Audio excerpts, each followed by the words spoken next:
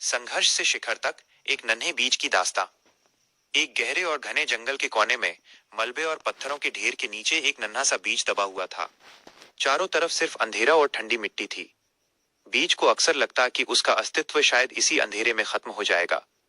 वो खुद को बहुत अकेला और असहाय महसूस करता था।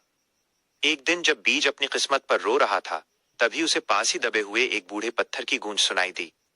पत्थर ने भारी आवाज में कहा, घबराओ मत नन्हे दोस्त। ये अंधेरा तुम्हें दफनाने के लिए नहीं, बल्कि तुम्हें थामने के लिए है।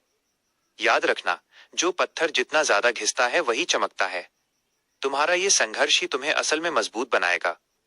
कुछ दिनों बाद आसमान से भीषण बारिश होने लगी। पानी की बूंदें मिट्टी में समाकर बीज को झकझोरने लगीं। कड़ाके की ठंड और ऊपर से पत्थरों के दबाव ने उसे लगभग तोड़ ही दिया था। लेकिन उसे बूढ़े पत्थर की बात याद थी। उसने हार मानने के बजाय अपनी पूरी ताकत जुटाई और नन्ही जड़ें फैलाकर मिट्टी को पकड़ लिया। धैर्य और साहस के साथ बीज ने धीरे धीरे ऊपर की ओर बढ़ना शुरू किया। उसके रास्ते में एक बहुत बड़ा पत्थर था, जिसे हटाना उसके बस में नहीं था। लेकिन बीज रुका नहीं।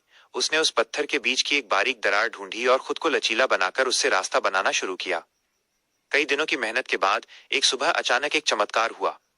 उस नन्ही सी कोपल ने मिट्टी और पत्थर की कैद से बाहर निकलकर पहली बार सूरज की सुनहरी किरणों को छुआ।